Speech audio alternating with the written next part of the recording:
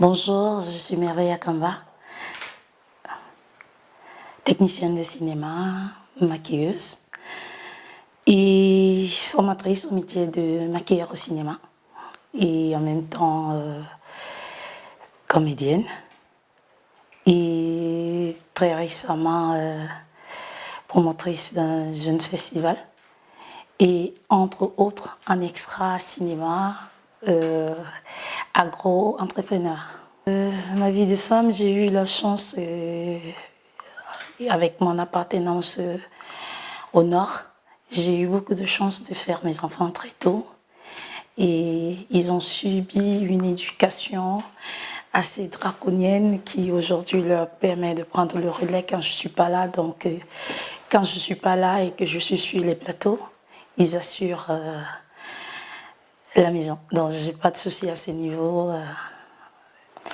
Les échecs en 10 ans de carrière, j'en ai connu tellement parce que je suis entrée dans le cinéma comme un cheveu dans la soupe. Donc le cinéma m'a choisi. Et du coup, j'ai eu beaucoup de blocages parce que les gens se disaient mais comment elle est arrivée là? Pourquoi elle est arrivée à ce niveau? Et du coup, à un moment donné, je suis allée de bagarre en bagarre pour exister en fait. C'est vrai qu'à un moment, le talent a parlé pour moi, mais j'ai envie de dire que une somme d'échecs, ça fait un grand livre à écrire et beaucoup d'apprentissage aussi. L'échec qui m'a particulièrement manqué, il y en avait tellement en 10 ans de carrière. J'ai dû traverser beaucoup d'embûches et du coup, le fait que je sois arrivée dans le cinéma un peu comme un cheveu dans la soupe, beaucoup de gens se demandaient mais d'où elle vient, c'est qui celle-là? Et puis je pense que dans ces échecs-là, j'ai pas envie de prendre ça forcément comme un échec, je vais prendre ça comme des enseignements que j'ai eus sur mon parcours. Et je ne veux pas identifier un échec particulier, donc je vais dire, ça m'a aidé à être la Merveille Akamba que je suis aujourd'hui. Je veux inspirer le mérite. Moi, je pense que nous avons du potentiel, nous avons du talent au Cameroun. Le talent, c'est vrai, il est brut au Cameroun, mais il n'est pas entretenu, c'est-à-dire un plan de carrière est vite arrêté parce que tu n'es pas accompagné, parce que tu es brisé dès le départ. Et moi, je voudrais inspirer, qu'est-ce que je veux dire? Je voudrais inspirer les gens à avoir la volonté de travailler. Parce que j'ai remarqué que quand on est femme au Cameroun, du moins pour certaines, elles tablent leur carrière sur le fait d'être femme. Pourtant, elles ont du potentiel, elles ont du talent et elles peuvent le vendre à l'échelle internationale. Mais elles ne veulent pas travailler, je crois. Donc, je vais inspirer cette volonté de travailler, d'aller chercher au-delà de ce qui semble possible, au-delà du possible. Et voilà ce que je vais inspirer.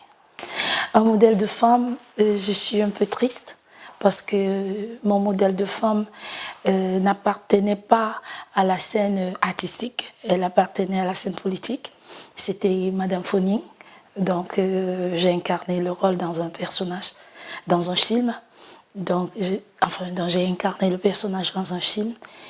Et avant ça, quand j'étais toute petite, je ne savais pas qu'on allait me donner, on allait me demander d'incarner mon personnage dans un projet. Et moi, je l'aimais déjà parce qu'elle est allée au-delà des études sans la moindre connaissance académique.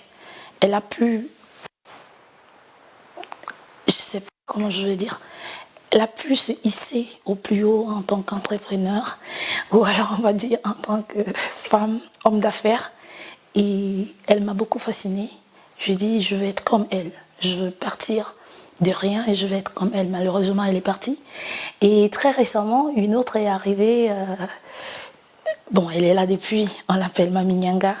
Elle est assez franche, assez froide, assez concentrée. C'est le garçon manqué que tout le monde adore et je veux être comme elle. Les défis sont énormes. L'initiative est née dans le souci de valoriser le métier de maquilleur parce que avant j'étais comédienne et un matin j'ai voulu changer de couloir, donc je voulais passer du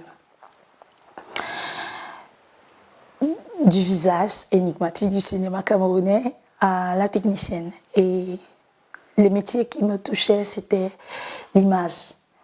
Et je réfléchissais à qu'est-ce que je peux apporter de plus, parce qu'en fait, j'ai le défaut de vouloir apporter quelque chose de plus. Je n'aime pas trop faire la même chose que tout le monde. Et quand je fais un truc, je veux qu'il soit particulier et qu'il change des vies, qu'il arrive à apporter quelque chose. Et du coup, je suis tombée sur le maquillage. Mais seulement, au départ, je ne savais pas que c'était du maquillage. C'est vrai qu'après l'école d'esthétique, on nous a parlé de maquillage, mais maquillage beauté. Donc, après, quand je fais mon tout premier maquillage, moi, je ne sais pas qu'on appelle ça maquillage, et je réalise ça comme si c'était, comment je vais dire, une image de synthèse que j'ai réussi à matérialiser, parce que même moi, je pensais que ce qu'on voit à la télé, là, ce sont des images de synthèse ou c'est pour de vrai, quoi. Donc, après, j'ai eu très peur. J'ai commencé à cacher mes maquillages. Je dis, on me traite déjà de bizarre. Donc, imagine que je sorte ce genre de choses. Et c'est comme ça que j'ai une collègue qui pique les images. Elle envoie sur le net et ça fait ce que ça fait. Et c'est comme ça que M. Alain Folgoas me détecte sur les réseaux sociaux. Il me parle pour la première fois du maquillage au cinéma. Et c'est comme ça que d'accord, donc tout ce que je fais là, donc c'est ça. Ok, c'est original, ça peut me permettre de mieux m'exprimer parce que j'arrive pas à m'exprimer en tant que comédienne.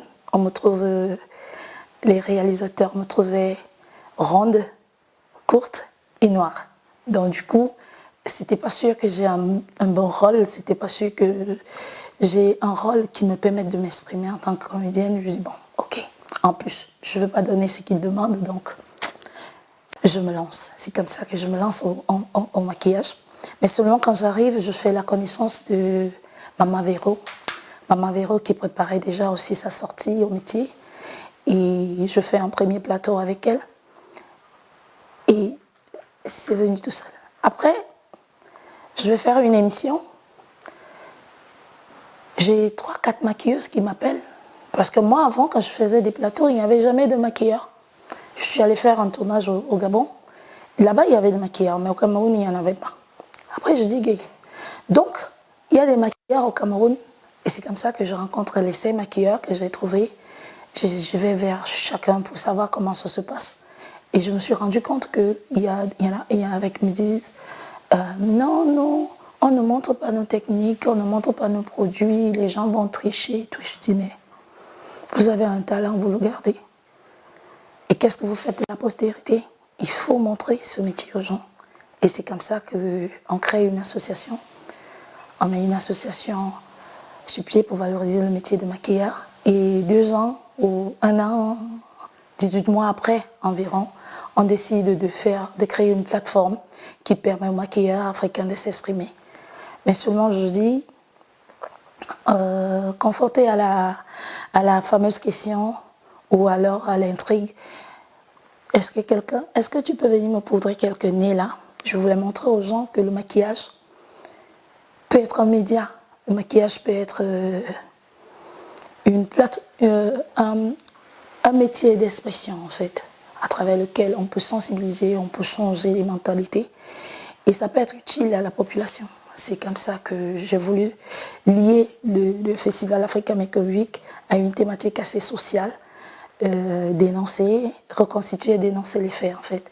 Et il était question que chaque maquilleur vienne de son pays et qu'il réalise une exposition géante qui nous permettait de dénoncer en fait. Le beau, c'est un tout. Le beau, c'est un tout parce que parfois quand je fais des maquillages complètement horribles, les gens trouvent ça très beau. Et quand je rends une belle femme très jolie encore, et j'en trouve ça aussi beau. Donc le beau dépend de chacun, selon l'angle de vue ou selon l'humeur. Mais pour moi, tout est beau. Mon histoire avec le cinéma, elle est assez intrigante. Le cinéma m'a choisi et je suis là, j'ai fait mon petit bonhomme de chemin en 10 ans. Et je pense que le chemin est encore très long. Donc,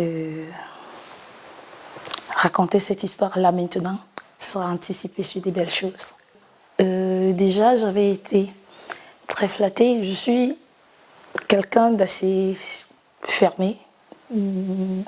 Généralement, je suis très casanière. Et à travers les publications et une publication de LFC Award qui est arrivée, qui parlait de Mireille Yakamba, on a parlé du festival et puis c'est arrivé sur le bureau du ministre des Arts et de la Culture et du Tourisme du Burkina Faso qui a été étonné. Il dit que mais moi je n'ai jamais entendu parler d'un festival de maquillage. C'est quoi cette histoire? C'est qui fait ça? Et c'est comme ça qu'ils entendent au Facebook. Et il me voit avec Souké Siriki, on était en tournage au Congo. Il dit, mais si ce bouffon-là, il connaît Merveille, la femme-là, il faut l'appeler. Du coup, parce qu'il ne pouvait pas me contacter via Facebook, j'allais dire que c'est un traquenard. En fait, j'allais dire que c'est une blague, quoi. C'est comme ça que Souké m'appelle, il me dit, gars, on va t'appeler tout à l'heure. Ne faites pas vos choses des Camerounais, là, hein. Il faut rester correct. Je dis, bon, ok, qui va m'appeler? Il me dit, non, attends. C'est comme ça qu'on m'appelle du cabinet du ministre. On me parle du festival, on me dit, vous faites une belle... C'est un projet innovant, c'est très bien. Ce que vous allez faire, c'est que, avant de venir ici, au FESPACO, parce que normalement, on devait faire l'édition 2021, cette édition-ci, au FESPACO, mais bon, on espère que ça va se faire, malgré la Covid. Et c'est comme ça qu'on m'appelle, on m'envoie une invitation. Je vais, mais je reviens par contre avec une équipe qui vient assister au festival. Donc, c'était une très belle expérience, c'était une belle reconnaissance, parce que, on va le dire, on est en manque parfois de respect et de reconnaissance. Alors quand une personnalité reconnaît ton travail, ça fait du bien. La femme africaine, moi je vais commencer par le décapage. Je ne sais pas si les femmes sont au courant que la mélanine qu'elles ont, c'est magique. C'est juste magique. L'entrepreneuriat. J'ai envie de dire, c'est violent, mais j'ai envie de dire, l'homme n'est pas une banque. Le porte-monnaie de l'homme ne nous appartient pas. Qu'on entreprenne, qu'on apprenne à faire des choses, qu'on se forme, qu'on devienne autonome financièrement. Je prends un exemple. J'ai vu une dame un jour qui gagnait son argent. Bon, mais malheureusement, celle qui gagne aussi beaucoup d'argent trouve que l'homme ne sert plus à rien. Donc, tout ce que moi je peux demander à la femme africaine, c'est de se conserver telle qu'elle est, qu'elle conserve ses crépus, j'ai pas envie de dire ses nappis, mais qu'elle conserve ses cheveux, qui sont une très grande source d'énergie spirituelle, et qu'elle conserve sa mélanine, qui est un atout majeur pour la femme africaine qu'elle est, on va dire la mère de l'humanité qu'elle est. Je pense que c'est une belle initiative, entre autres, mais ça contribue toujours à faire de la femme une minoritaire. Une journée spéciale pour les femmes, une journée spéciale pour les enfants. C'est comme si on était un sujet social, comme si on n'était pas des êtres humains à part entière, avec des forces et des capacités, et la femme est plus forte que, j'ai envie de dire plus forte que l'homme. Je ne suis pas féministe, je vous rassure. Mais je pense que cette journée, pour moi, vient contribuer à rendre la femme encore plus minoritaire, qu'on veut nous le faire croire. Et je pense que les femmes elles-mêmes ont très mal reçu le message derrière cette journée. Parce qu'elles l'ont malheureusement attribué à un pagne. Il y en a qui abandonnent leur foyer, pour celles qui en ont, qui abandonnent leur foyer pour le pagne. Il ne m'a pas acheté le pagne, c'est une raison pour demander le divorce, c'est une raison pour partir. Je trouve que le pagne, c'est... J'ai pas envie de faire la contre-communication, mais un pagne qui change chaque année, qu'est-ce qu'on retient à la fin? Qu'est-ce que ça apporte à la femme africaine? Qu'est-ce que ça nous apporte? Oui, ça aide les Bayam Salam, les commerçantes à faire leur business, ça leur fait gagner de l'argent, mais après, la femme, elle gagne quoi? Est-ce qu'elle connaît le message? Est-ce qu'elle a assisté, je dis n'importe quoi, à un masterclass pendant cette période? Est-ce qu'elle a appris quelque chose? Chaque année, à cette édition de, je vais dire à cette journée du 8 mars, est-ce qu'elle a appris quelque chose de plus? Qu'est-ce qu'elle a gagné de plus à cette journée? À part porter un pagne, bousiller son foyer, aller dans les bars, boire, c'est ridiculisé. C'est ridiculisé, donc du coup, pour moi, je suis désolée, mais je n'ai presque jamais fêté cette journée. Les violences faites aux femmes, les violences faites aux femmes, c'est l'une des raisons d'être du festival Africa Make Up Week, parce que à la création d'Africa Make Up Week, on voulait, en fait, je me posais la question, qu'est-ce que le maquillage peut apporter aux gens? Parce qu'en fait, je suis bizarre, je pense d'abord à l'autre avant de penser à moi, donc du coup, je cherchais comment mes pinceaux pouvaient être utiles. Qu'est-ce que le maquillage peut apporter de plus à la communauté africaine? Et voilà. Et comme j'ai travaillé sur un projet au Rwanda qui parlait du génocide, et on n'avait pas, des archives. Donc je suis allée là-bas reconstituer les faits. Et c'était l'une des périodes les plus difficiles. Donc arrivé au Rwanda, j'ai dû rencontrer des mamans qui ont dû tuer elles-mêmes leurs enfants. Et comme on n'avait pas d'image, il n'y avait pas de photos, il fallait reconstituer chaque scène. Tu vois, quand une maman te raconte comment, pour garder ses autres fils en vie, elle a dû découper son fils de 6 mois. C'était très violent. C'était très violent. Et après le film, je suis rentrée au Cameroun, puisque en tant que maquilleuse, je ne signe pas les films documentaires, donc c'est un film documentaire. C'était pas vraiment crédible de signer un film documentaire. Donc du coup, quand je suis rentrée, cette histoire m'est restée et j'ai dit, bon, je peux reconstituer les faits, je peux raconter une histoire. Et c'est comme ça, quand je commence à travailler sur le projet Africa Make Up Week, je décide de travailler sur les violences faites aux femmes. Et parmi ces violences, on a décompté environ 7. Et parmi ces violences, moi j'avais vécu 5. Et je voulais les matérialiser. Je voulais montrer aux gens ma douleur. Cette douleur qui, à travers les pinceaux, j'arrivais à extérioriser, en fait. Parce que le maquillage, finalement, est devenu ma thérapie. C'est devenu le meilleur moyen pour moi de ressortir tout ce que j'avais, toute la rage que j'avais en moi par rapport à ce que moi j'ai vécu. Donc les violences faites aux femmes, c'est un sujet particulier, c'est une exposition qui a été faite durant le festival et qui continue à exister parce qu'il y a des commissaires d'exposition qui continuent à utiliser ces tableaux pour décrier les violences faites aux femmes. Et ici, quand on entend les violences faites aux femmes, on entend tout de suite les violences conjugales, la star des violences, pourtant c'est pas ça. Il y a des violences qui sont faites de la femme à la femme elle-même. On va prendre le cas de l'excision, le repassage du sein. Au départ, c'est pas forcément pour faire du mal, mais ça finit par devenir une forte douleur, ça finit par devenir une très grosse violence quand on a vécu cela. Donc j'ai voulu retracer à ma manière ces violences-là à travers des tableaux mis en scène, make-up, et à travers un film documentaire que j'ai eu le plaisir de réaliser. En tant que chef et femme traditionnelle qui prône, comment j'ai envie de dire, la spiritualité africaine, je pense que là, je ne m'arrête pas qu'à la femme. Les Africains doivent faire un recours aux sources. On ne peut pas faire un retour, c'est clair, mais on peut faire un recours aux sources. Apprendre, moi je me rappelle, il y a 15 ans seulement, je parle boulou.